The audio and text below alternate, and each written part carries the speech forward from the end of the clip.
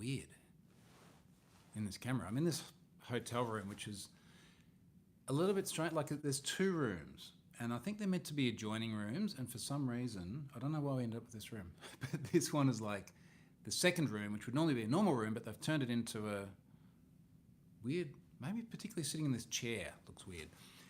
I did just do this like immediately impromptu without announcing it in advance because I'm really, really time constrained. So what I'm going to do while people are joining in and you're sitting here listening to me, I'm just going to find where that live stream is. Somewhere in here, switch account. Maybe we'll switch account. Somewhere in here, I'm going to grab the URL. I'm going to put it in the tweet and what did we say we called the Mastodon things the other day? The toot? Something like that. Wow. Hotel Wi-Fi for the win. Let's try not switching accounts. While this is loading, I'm in Pittsburgh. First time here, I really haven't seen much outside the hotel yet though. So hopefully I'm going to do that for a little bit after this live stream. Stop it. Why is it taking so long? Do you ever have that cycle where you're like, am I connected to the internet? Okay, go to neverssl.com. That loads. Yes, connected to the internet. Back to YouTube. See if that loads. Oh, your premium trial is still available. I definitely switched accounts. I must be doing something right now. Is that, okay, now seeing comments. Greetings from tropical storm-battered South Carolina. I was thinking about going somewhere in the south because I thought that would be cool. In fact, I want to go to.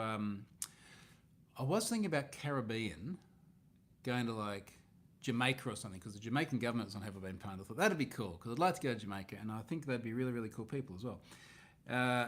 And then we looked at what times of year are good to be in that region. It went like this time of year, not so good. I just found the live link. Here we are, share, copy link. And then we're thinking about going to New Orleans. I'm not going to go to New Orleans. I'll tell you where we're going in a moment. Because that seemed to be the same sort of thing. This time of year, not such a great time to be in that part of the world. Okay, now I can paste that into the tweet. I can copy the whole thing. So I imagine from my rudimentary US geography knowledge that South Carolina is down around there. And was it category 3?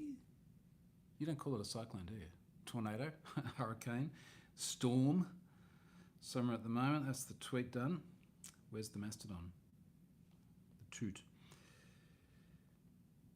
Weather's fine here in Pittsburgh, but that is obviously a very long way away. Cool, now up to date.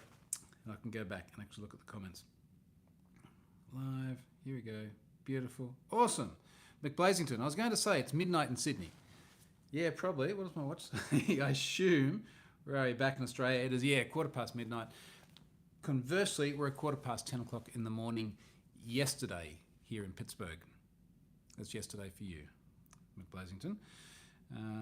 Nick 007 is Drizzly London. You could have just said London and I would have known. You know, like what are the chances? It's a pretty easy guess. So I am here in Pittsburgh. I'm going to talk about the things that we've done the last couple of days and where we're going next in just a moment. I want to start with sponsor first, because in fact the sponsor is a good timely sponsor for the things that we were doing yesterday, which we'll also talk about in a moment. Sponsor this week is Lnet. Now, Lnet, first of all, Aussie company. Sorry, I'm on the other side of the world while I'm doing this. Lnet Access Manager, level up your lateral movement defense with rapid lapse, the passwordless lapse experience. Now, Lnet is started by a guy called Ryan Newington, fellow Microsoft MVP. I met Ryan many years ago. Where was it, Ryan? I feel like it was at Microsoft Ignite in Sydney. And Ryan integrated Pwn passwords into this Lnet solution to enable you to check your Active Directory against Pwn passwords, which is really, really cool because that means that you can now take all of those really, really bad passwords that people keep using over and over again and check who in your organization is using them.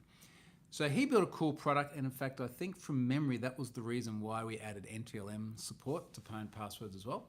So we have both SHA-1 and NTLM hashes in Pwn passwords. And in case you're sitting there thinking SHA-1 is a terrible way of storing passwords, it is But this is a very different use case to storing passwords in a web application. Access Manager v3 is landed. Are you ready to how you manage admin access?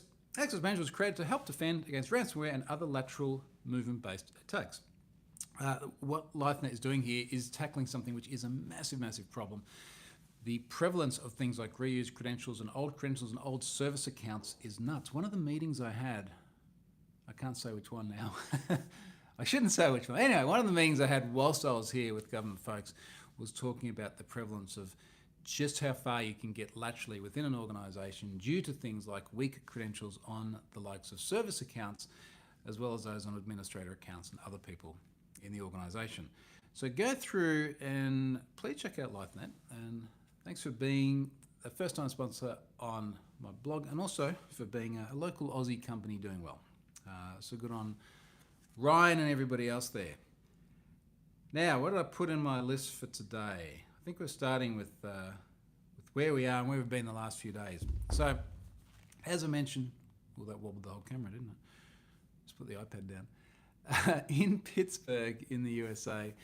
First time being here, but if I scroll back a few days, we flew from Australia over to the US, which can be easy or it can be the way that we did it. Now, the times it's easy is when you can get on a plane and say Brisbane and then get off in LA, and it's one hop and you go back in time and it's not too bad. Because we wanted to get to Washington DC, it was a nightmare that ended up being 30 hours door to door. So we got to fly from Brisbane down to Sydney because you can't fly from Sydney to anywhere that, or rather Brisbane to anywhere that makes sense to get to DC. So, and just to caveat this, for those of you who don't fly a lot, for me it's the friction of getting to an airport. Stefan's here. It's good because I'm going to ask you some questions later. I'll get you to chime in. It's the friction of going to the airport, going through security, finding somewhere to sit and wait, because often the lounges are pretty crappy depending where you are in the world as well. Hanging around, getting onto the plane, hoping you can find somewhere to put your baggage, eventually getting down, putting your headphones on and just blocking out the other noise. And then sort of doing it in reverse when you get to the other end. The friction of change in transit is what kills me, and I'd rather burn more time in the air any time of the day, other than the whole carbon emissions and all that stuff. So we had to fly from Brisbane down to Sydney, hang around in Sydney for a couple of hours. Sydney to Dallas, one of the longest flights in the world. It's about 15 hours. Get to Dallas. Just before we get to Dallas, have Qantas say, hey, it looks like you're not going to make your connection. And me realise, like a flying noob, that I had not checked the layover time in Dallas because I had trusted when I asked Qantas, can you just book me all the way through to Washington, that they'd leave enough time.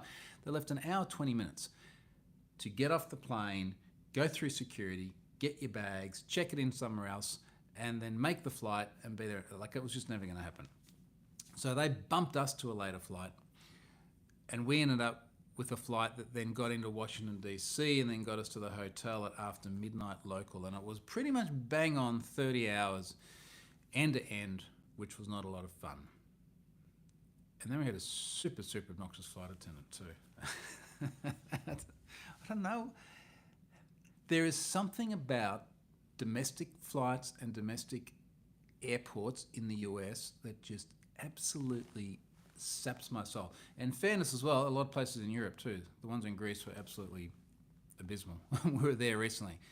And it's not that it's my Aussie bias, but the domestic airports in Australia are top-notch compared to those other places. It is not like there's nice restaurants and Anyway, so eventually got through to Washington DC. Now, we had one day to try and recover a little bit, and then we spent, I've got to think about it, Wednesday with CISA, the Cybersecurity Infrastructure and Security Agency, part of DHS in the US government. CISA plays a massively important role because they're securing the critical infrastructure of the US. So you think about everything that is important for the US to run, everything from power plants to water treatment plants to apparently you have an election coming up, there are voting machines and things like that. So they've got a massively important role. They also are our point of contact for the US government implementation of Have I Been Pwned? So the US is one of about 3 dozen governments around the world that has access to query their, in this case, .gov domains And I think there might be a few other non.gov TLD domains. Anyway, so they get to query that whole set. CISA is the relationship we have for the folks that do that. It's really, really interesting to sort of sit there and hear what are their challenges with things related to data breaches and how they can use that data to help do their job better. As you can imagine, the US government is massive. So we're having a discussion at one time where, well, you're like the biggest friendly government in the world, because there's a couple of others that we have less relationships with. And there's somewhere in the order of 11,000 .gov domains out there, which is massive. And of course, it's important for them to know when people on those .gov domains appear in data breaches, because maybe that is going to put those individuals and then the department at risk. Maybe they've reused their password there, as well as there being whatever place so they just got breached in, as well as other places. Even interesting stuff, and this goes just beyond the US Gov stuff, but the number of organisations that don't know that there are people in their company using Dropbox, okay, because that was obviously a big data breach. Ashley Madison, another rather noteworthy one there. You'd kind of want to, well, actually, I was going to say you'd kind of want to know that. You would think that most organisations would want to know if their staff are using a service like Ashley Madison on the corporate email. But the number of organisations are like, can we deliberately exclude those results because the HR discussion is too hard, astounds me. It's kind of a bad reflection of the industry, isn't it? Like, this discussion is too hard, please don't let us know. I'm not saying that's the US Gov, but that is a lot of other organisations I've spoken to. So CISA was really fascinating, and that was the Washington, D.C. component of the visit. They are there in, can we call that America HQ? They are there in the Canberra of the USA. So big shout out to those guys. That was a really, really good fun trip. I'm going to look at the comments for a second before I talk more for me. Matt Blazen says, it's luggage for me, worst part of the airport. Yeah, and I guess luggage you can kind of hedge against if you can check it through all the way, because then you've only got to do one check-in. But of course, when you fly internationally and then you land in your destination country and fly domestically, you got to grab your luggage and recheck it all in, because you've got to go out through security and quarantine and everything else, and then you've got to check the whole thing in again and go through the whole process. And doing that at Dallas-Fort Worth, we're just looking at the area where you go to check in for domestic. It's underground, so there are no windows. It's all artificial light. The people working there, their souls were sucked out of their bodies a long, long time ago. It was a miserable place. But yeah, check the luggage in. It all worked. Everything arrived. That was good. Zephyr says 1 hour, 20 minutes to also pass through US immigration. We weren't too bad. I think we were maybe about 20 or 30 minutes. That was a pretty easygoing process. We've got to get, this will sound weird for Americans, but when we come to the US, we've got to get an ESTA, which is a visa. What is it? Something traveller, I forget now. Charlotte did it this time. But we've got to get this visa in advance, which actually I believe most people do when they come to Australia as well. So it's, yes, I guess it's reciprocal. Get that in advance. You turn up, you give me your passport. What are you here for? Business meetings. Okay, cool. Have a nice trip. You know, and it wasn't too bad. The worst security or customs experience I've had was actually in Lisbon, in Portugal, and I think I waited an hour and a half in the queue, going to. I haven't been to NDC Porto. I was actually going to do some training for Farfetch, which was based in Porto. Nick 007, surprised you didn't do the Sydney, New York via Auckland. I looked at that. The problem is I've still got to get to Washington, D.C. after that. And I think also the Auckland to New York flight that Qantas does was less frequent than what we needed, because we needed to travel on a certain day. But yeah, we tossed around every single possible combination permutation that used Qantas flights, because that's where we have all the loyalty, and we have the lock-in pretty much to Qantas. But yeah, that didn't work. Martin says it's nice in Oxfordshire finally. Oxfordshire is pretty when the sun's out. Spent a lot of time in Oxfordshire. That sounded very Trump, didn't it? Oh, no, Oxfordshire. That was wild, actually. So driving from... Might as well do the next part of the story before we go on to the other comments. Yesterday, we drove from Washington, D.C. to Pittsburgh. Now, that was, I want to say, about a 4.5 hour drive.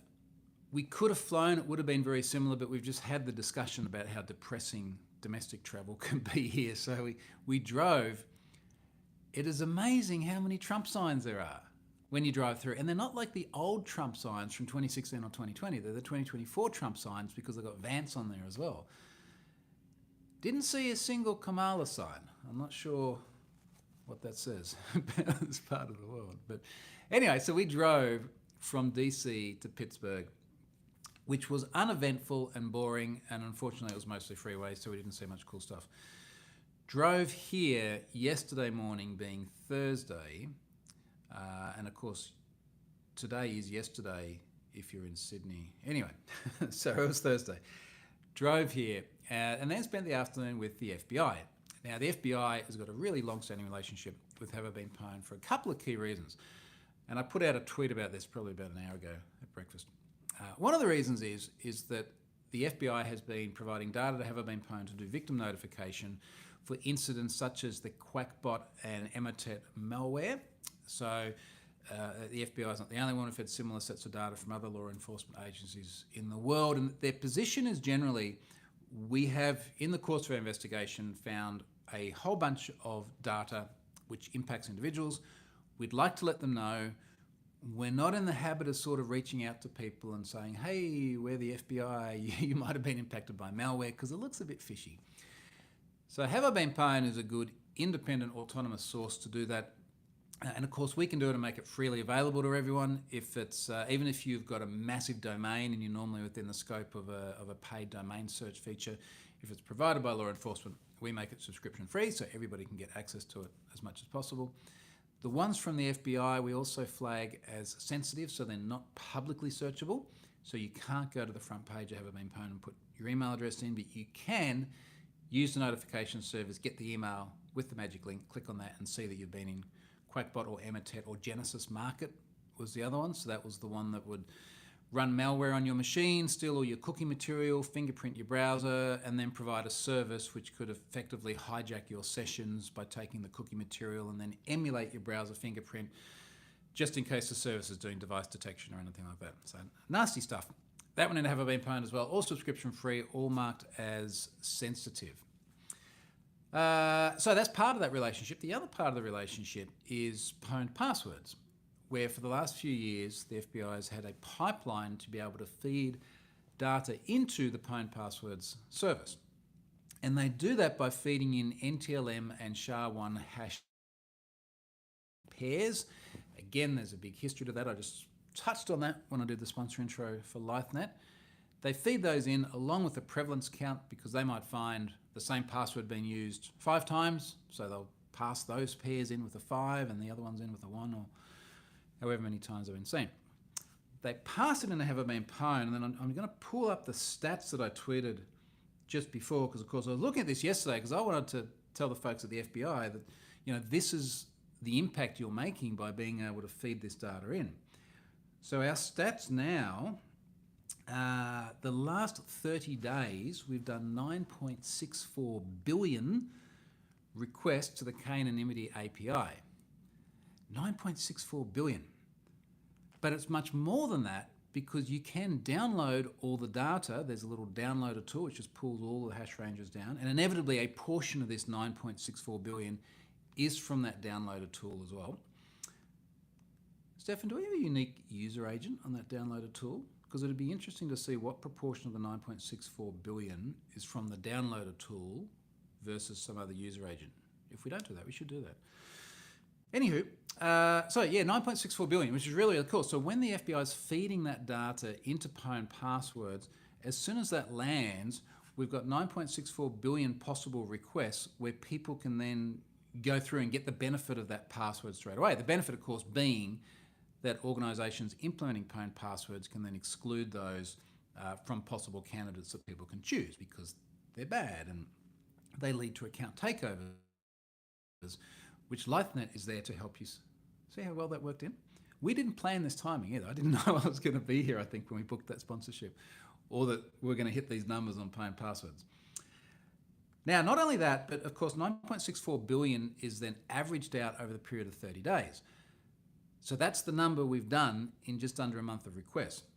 I was interested in what the peak was, so I pulled some more figures, and apparently our peak here is we did, I took the actual number out here. It's in our chat, Slack chat, Stefan. So if you have it, drop it in there. But it averaged out just over 20,000 requests per second, I think during one particular 2-minute period. It might have been like 22,000 requests per second, which is wild to do that much. And the cool thing about it is it wouldn't matter if it was 22 million requests per second. I hope it wouldn't matter. We might find out one day, because it's all served from Cloudflare Edge nodes anyway. So it's massively, massively cached at Cloudflare. And somehow this week's update is becoming like the Pwn Passwords Cloudflare show, which is fine. We'll get more into that. And the Lnet show.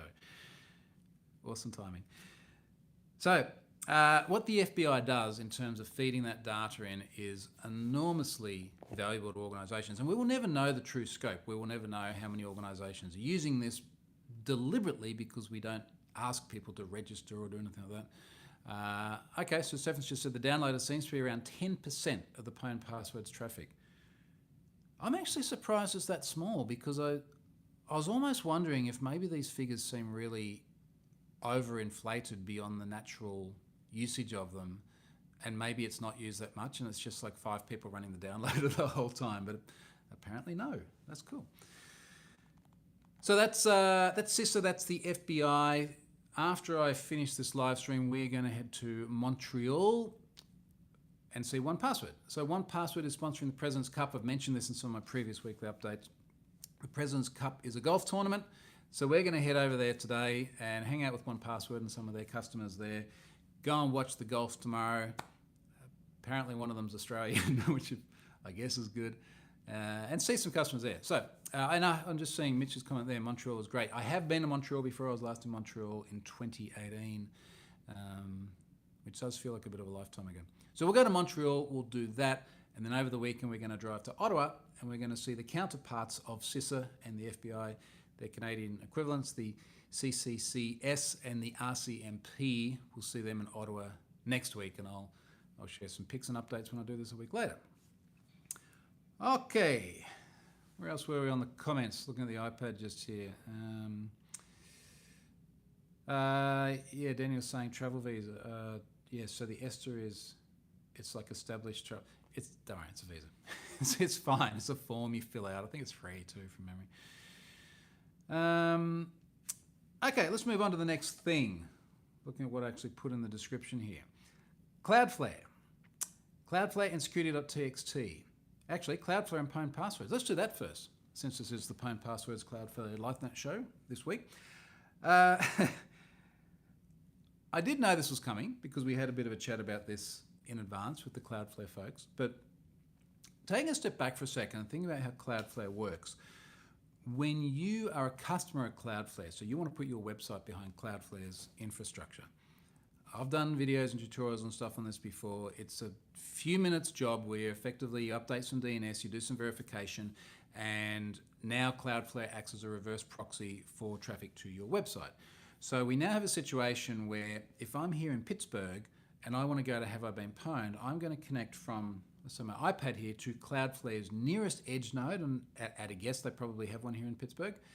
And Cloudflare is going to terminate TLS there, so they're going to intercept traffic. They are an MITM, that is by design the value proposition, which we'll come back to. And then usually, depending on the nature of your service and what you're requesting, they may then route that traffic back to the origin web server, which, let's just say it's that way. It's going to be that way. Our origin web server is in West US, Seattle Data Center for Azure at Microsoft HQ. So that's what Cloudflare is doing. It's acting as a reverse proxy. There are 300 plus instances of their edge node spread around the world. So when we talk about passwords and the 9.64 billion odd requests in the last 30 days, one of the reasons we're able to do that and make it so fast is those 300 plus edge nodes or get working copies of the entire Pwn passwords database. It is a tiny fraction of 1% of requests that don't hit cache on an edge node. So it allows us to get the traffic very, very close to the consumers. Slightly tangential to what I'm talking about here, which is their new integration with Pwn passwords. So you as a website operator customer, you're using Cloudflare. Your traffic is going from people's browsers to edge nodes where Cloudflare can inspect it. The feature they've just learned, still a little bit jet lagged. You know, I forgot, I was doing this presentation for the FBI yesterday and I totally forgot 127.0.0.1. And I've done this talk so many times. It's about Ashley Madison and the number of fembots that had signed up from IP address 127.0.0.1. I'm in the middle of the talk going, you learn all these interesting things from data breaches. So for example, one of the things we learned that was inconsistent with the way Avid Life Media had represented the service was that there are a large number of users that had signed up from IP address 1.0. Shit, what was it? Who here knows what's the local host like IP? Anyway, jet lag. What was I doing when I got to here? Cloudflare. Yeah, what do they call it? So Cloudflare has launched this new feature. I'll give you the correct name here. Was it like credential checker? Credential detection service. Now the way the credential detection service works is that if your website is behind Cloudflare and it has a login form, you can configure it just via the Cloudflare dashboard in the browser. You can configure it such that those login credentials, when they're sent from the client to an edge node and decrypted, can be checked against a database of known bad passwords. Now they have multiple sources for that, they say in the blog post just here, including the have I been pwned passwords data. Now, what that then means is they can check it against this repository of known bad passwords. Before they relay that request onto the origin, they can add a request header which indicates if the password's been seen before, or they can also do a check of a combination of the username and password. So if you're running a website routed through Cloudflare, you can go to the interface, make a little toggle, and then when login requests come, or I'm pretty sure they can do it on password change or registration as well, the three places you normally get a password in plain text. When that request comes into your origin service, you've already got a header telling you whether or not the password's been seen before. So effectively, it's like integrating pwned passwords. It's similar. I don't think they actually passed on the prevalence count, which is something that we do. But you could always then say, it has been seen before, let's now hit pwned passwords because we don't need to hit it every time. Could do that, that's interesting. Anywho, point is that you're running the website and you now have this request coming in that's automatically been checked against pwned passwords.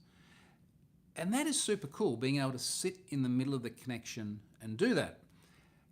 And of course, as soon as I tweeted this, some people got a bit upset. Some things on Twitter haven't changed. Some people got a bit upset because they're like, hang on, that means they're MITMing all your traffic, and they sit in the middle of it and it's like, oh my God, how many years have we had this discussion for? It is a feature to be able to sit in the middle of the traffic, because you can do stuff like this and you can serve locally from cache and you can block the bad stuff and you can do optimization of content. You can do all of these other things. Sitting in the middle of the traffic is a good thing. And if your concern is that you don't trust Cloudflare with your data, well, you're still trusting your host with you're always trusting somewhere. There is always a chain of trust. And if you balance it up on those scales and go, well, these are all the benefits we get from routing through Cloudflare, but if Matthew Prince turns rogue, then he could go and possibly redirect all our traffic or read our passwords. Like, really, where are you going to put that on the scales? So that is pwned passwords integrated into Cloudflare via the leaked credential detection service. Here's the other cool thing as well. Even if you just turn the feature on and then you don't do anything with the request header that comes through to your origin service, you can start getting analytics in your Cloudflare dashboard about how many requests with passwords had bad passwords. So I've got an example in here that they sent me because I don't actually have a service behind Cloudflare that takes passwords. I can't do this myself. This is the account abuse likelihood, and it's got the number of authentication requests and the number of clean passwords that have come through. So if you do nothing else other than just turn that service on and look at the analytics, that's a good day. Like that's just such an easy win. Now, speaking of easy wins, the other Cloudflare thing while I'm here, Security.txt. Now, this is another topic actually I had a lot of discussions on, particularly at CISA. So CISA is doing a lot of work around things like secure by default design. It turns out we've done a bad job of some of our software development. We've built bugs, we've used default credentials, we've left things exposed to the internet. We've done all of these things, and CISA said, well, we should probably stop doing that. And they've got a big push towards secure by default. One of the discussions I was having with them and the FBI was the difficulty in disclosing security vulnerabilities to organizations. Or in my case, it's often disclosing data breaches to organizations. And I gave the example, I've got a blog post on it, but Grindr had a egregiously bad vulnerability that allowed you to do a password reset on any account so long as you knew the email address. And then obviously take full control of the account. There's a good blog post I did with Scott Helm's help. And the person who reported this incident to me couldn't get in touch with Grindr. And Grindr didn't have something as simple as a security.txt file which explained how to get in touch with them if you do find stuff like that.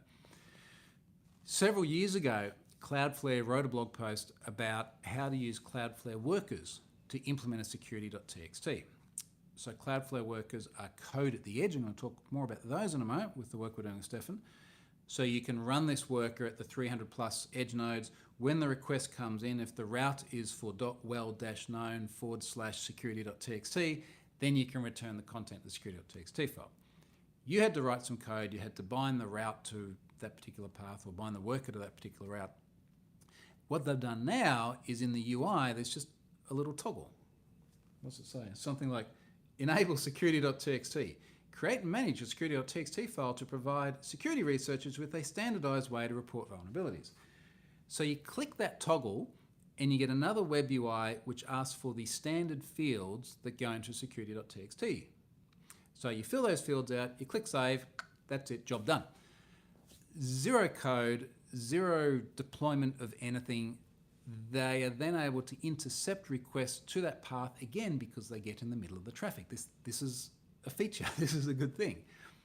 So they can return that security.txt immediately from the request just based on a pure UI configuration.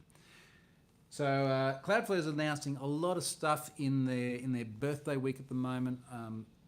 I think they pushed this out kind of, well, obviously they announced the Pwn Passwords integration with the credential check service. The security.txt thing, I think they're doing an announcement on, but it is already live. It is already out there in the account, so I'm quite sure I'm okay to talk about that. I hope so. So go and check that out. Awesome, awesome stuff from Cloudflare. Now, last thing that I had on the list here, and this is around Pwn Passwords, and so, well, sorry, around Have I Been Pwned, and the massive edge caching. Pwn Passwords on the brain now. So I've mentioned before that now having Stefan, we can do a huge amount more.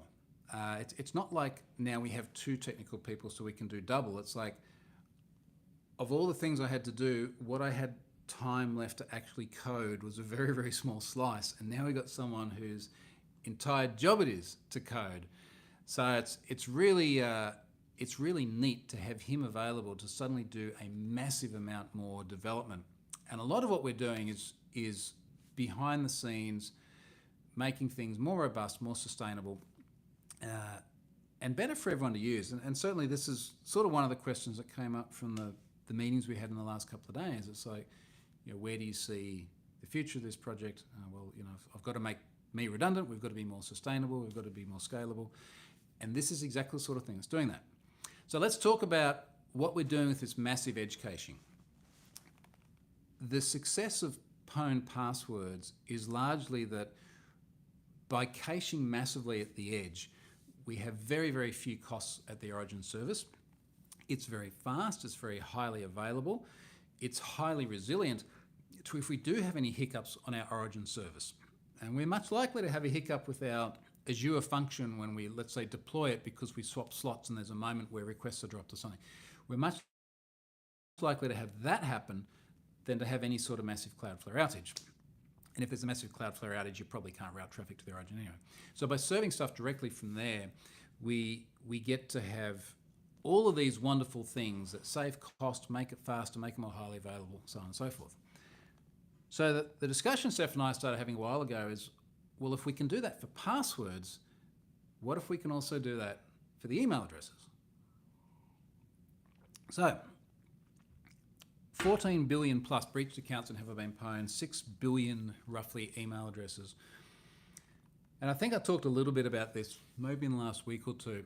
So I won't go too much into detail, but the general gist of it is, if we can start caching the hashes of the email addresses in the way that we do k-anonymity searches for email addresses, so the likes of 1Password, Mozilla, and a handful of other enterprise customers can search passwords just with a hash prefix, k-anonymity, the same way as we do with pwned passwords. If we could start to cache all of those hashes at all of the edge nodes, then we could actually do the k-anonymity search on the edge. We wouldn't have to send the request all the way back to the origin. So if you're somewhere like, let's say you are back home in Australia, which is the other side of the world from everywhere, being able to make a request to somewhere 10 milliseconds away and get a response is so much more efficient than having to make a request to the edge node 10 milliseconds away and then have that relay that request all the way to the origin on the other side of the world. We could also get all the same benefits we're getting with pwned passwords in terms of massively reducing our egress traffic from the origin, and egress traffic is a massive expense from Azure. We could also get the benefits of the availability that we have with pwned passwords. So that's what we've been doing, and we've been doing that silently, beginning with some of the enterprise stuff. But then even though when you do a public search from the front page or the public API, it's a plain email address search, we can turn that into a k-anonymity search by taking the email address and then at the edge node hashing it, and then trying to pull that hash range from the local Cloudflare edge node rather than going to the origin. We will write this up as well. Once we've got this stable, resilient, and we've got lots of cool stats and graphs, we'll write it up and explain it in case it sounds a bit weird. So that's what we're doing at the moment. We've had one or two hiccups, I think it's fair to say, Stefan, in terms of some things in particular in the Cloudflare worker side we thought would be a little bit faster, which we're now having to tune a bit. We're also finding that there are some ways that clients can actually work more efficiently and faster than what they are at the moment. One example that came up today is someone found things were a little bit slow. They're on HTTP 1.1. Going to HTTP 2 gives you benefits. Going to Brotli compression rather than gzip compression gives you benefits. So I think we're going to add something to the docs just around, here is the fastest, most efficient way to request this service, and then that can hopefully make things even better again. But where we're ultimately heading to is we would like every search for an email address and every search for a domain to go through the Cloudflare edge node like it does now, see if the result is already there, and if it's not, then go all the way to the origin, pick it up, come back, drop it in the cache, and then return the result to the client. And that will be, in theory, that will be the same speed as what it is at the moment. But once that search is done, the next time that search comes through for a hash range, and there's only 16 to the power of 6 possible email address hash ranges, which is about 16 million results, and we do a lot more queries than that in a pretty short amount of time. So the next time it comes in, it's already there. It's just going to go to the cache reserve, pick it up from there, and return the result directly. And then the only caveat is when we then load another data breach, we've got to flush those out and start the whole thing again. So that's what we're aiming to do. Make it faster for everyone, or worst case, the same speed if there's a cache miss. Make it more resilient and hopefully cut out a bunch of our edge nodes costs as well. There are some nuances around things like the way we do API key validation, which does have to happen at Azure, which is only in the West US data center. Stefan and I earlier today looked at if we could geo-replicate that, and we realized that to geo-replicate, we would have to scale up to a different Azure service tier, and it would be 20 times more expensive. So it's literally like, we could get the API management validation process replicated to somewhere else in the world, but before we do that, we have to spend 20 times more. And then each time we replicate it, we add more and more instances of that. So if we wanted in 3 places around the world, we need to spend 60 times more to distribute that out. I have been suggesting to Cloudflare on many, many occasions, I would love to see an API management story for them. Because if we could do API management at the edge, so key provisioning, key revocation, rate limits, quotas, all that sort of stuff, that would be an absolute killer feature. Maybe not so great for Microsoft, but it would be awesome for Cloudflare. So I'd really love to have that. Now, I'm going to start wrapping up. I've seen a couple of comments here suggesting that it looks like this is a green screen. Watch this.